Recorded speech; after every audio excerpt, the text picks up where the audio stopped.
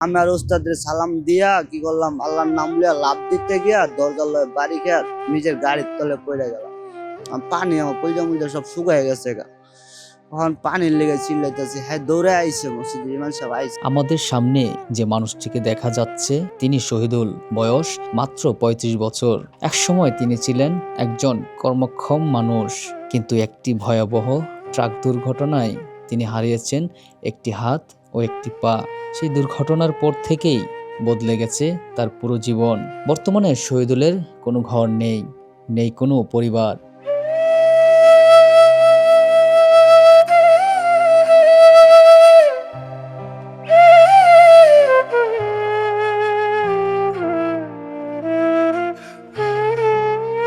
আগে কাজ করছি, মেলা দিন কাজ করতাম কইরা।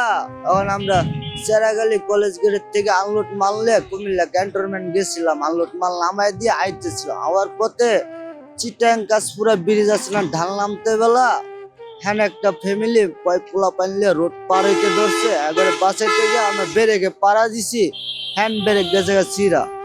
অন্ত এবারে বাসাইছি সমানে সমানে একটু লেগে বাসাইছি, বাউলি লাগতো একটু বাউলি দিয়ে সমানে বাসাই দিছি। যাই অন্ত আমার নিজেরও বাঁচতে হইব না। অন রোডে তো অনেক গাড়ি ঘোড়া চলতেছে, সামনে দিয়ে পাম্পে তো বলে মারণ যাবো না, একদম সিঙ্গেল রোড, পিলার নাই ওই রোডে। পিলারে মাইরা যে আমরা ব্রেকটা দেওয়ামো গাড়িটা।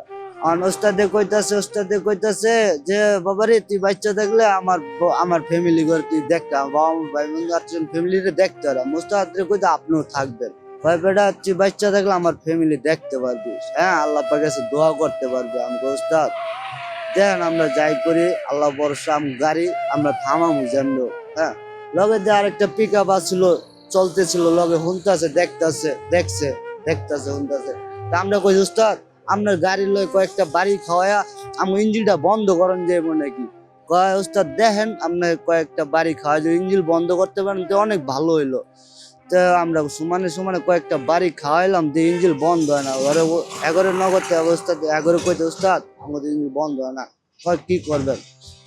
ভাই ওস্তাদ কি করবেন, সামনে পোল্ট্রি খাওয়াই দিতে হইব গাড়ি, হ্যাঁ পরে দিয়ে আর ওস্তাদে কইলাম যে আপনার মালিককে গিয়া কয়েন যে আপনার গাড়িতে আমরা কয়েকটা বাড়ি খাওয়াইছি, হ্যাঁ যে গিয়া কয়েন যে এরকম ব্রেক ফেল গাড়ি পড়ছিল, গাড়িটা বন্ধ লেগে আমি গাড়িতে কয়েকটা বাড়ি খাওয়াইছি ইঞ্জিনটা বন্ধ করার লেগে। তে ওস্তাদ আর কি করবো, এগারো কইলাম, এরা কয় আমরা মালিকরে কমও নি, আল্লাহ ভরসা রোডে এরকম ব্রেক ফেল গাড়ি পড়ছিল যে বাসানির লেগে আমার গাড়িতে সমানে কয়েকটা বাড়ি খাওয়াইছি ইঞ্জিন বন্ধ লেগে, ইঞ্জিন আর বন্ধ হয় না। তা আমার ওস্তাদে কইতাছে তুই বাবা লাভ দে, তুই বাচ্চা দেখলে আমার ফ্যামিলি দেখতে পারবি। তা আমি আর কি করবো, যাই ওস্তাদে কইতেছে আপনিও আমার লগে নামবেন, আপনি থাকবেন। তে কয় বাবা তুই নামলে আমি আসি, তুই নামলে তুই মনে করো আমি আসি, তুই নামলে আমি আসি। তা আমি আর ওস্তাদের সালাম দিয়া কি করলাম, আল্লাহর নাম লিয়া লাভ দিতে গিয়া দরজার লয়ে বাড়ি খেয়ে নিজের গাড়ির তলে পড়ে গেলাম। এরকম 3টা 3:30 বাজে আমার অ্যাক্সিডেন্ট হয়েছে, গাড়ি ঘোড়া ডলতে আছে, পুলিশ খাড়ায় রয়েছে, ধরে না। মসজিদ ইমাম সাহেব আজান দিতে যাইবো, হ্যাঁ হ্যাঁ আমার চিল্লান দেখে হুইন্না দৌড়ে আইছে। আল্লাহ দিলে একটা দোকানও খুলছে, মুদির দোকান খুলছে একটা মুদির দোকান, ঠিক আছে 4 মুদির দোকান খুলছে। ফুলতে পানি আমার কলজা মলজা সব শুকায় গেছে গা। এখন পানির লেগে চিল্লাইতেছি, হ্যাঁ দৌড়ে আইছে মসজিদ ইমাম সাহেব আইছে, আইয়া কইতেছে বাবা রে কি করবে পানি, আমি পানি লিয়ে চিল্লাই দৌড়ে গেছে গিয়ে পানি লিয়ে আইছে, আর না 1 গ্লাস পানি 1 ডোক খাওয়াইছে। আমি কই বাবা আরেক ডোক খাওয়ান আমারে পানি, আরেক ডোক খাওয়াইলে আমার ভালো লাগবে, কলজাটা শুকায় গেছে। কয় বাবা রে 1 ডোক খাওয়াইছি, তুই বাচ্চা থাকলে আল্লাহ পাকের কাছে কত দোয়া করবি, হ্যাঁ কারণ আমরা তোরে আরেক ডোক খাওয়াইতে গেলে কলজা মলজা ফাইটটা মারা যাবে, হ্যাঁ এরকম করে কইতাছে। তা আমি কই খাওয়া না, আমি আবার এদিক তো সব ছিচ্ছে গেছে গা আতলা। তারপরে আমি হাতে এরকম পায়ের গোড়ায় নিয়ে কইতাছি বাবা আরেক ডোক পানি আমার খাওয়ান, আরেক ডোক পানি খাওয়ান। কয় বাবা রে তুই আরেক ডোক পানি খাওয়াইলে কলজা মলজা ফাইটটা মারা যাবে, আমরা তোরে খাওয়াইছি 1 ডোক খাওয়াইছি, মানে আর বাকিটা তোরে মেডিকেল নিয়ে যাই, হ্যাঁ তোরে স্যালাইন ম্যালাইন দিয়ে তোরে পানি খাওয়াইবো না, তোরে আমরা 1 ফুটা করে ভিজায় খাওয়াই নিয়ে যাই, ঠিক আছে। এটা আমরা 1 ফুটা করে ভিজায় খাওয়াই নিয়ে গেলাম মেডিকেল, 3.5 মাস থাকলাম, একটা আল্লাহ দিলে যে ভালো হয়েছে।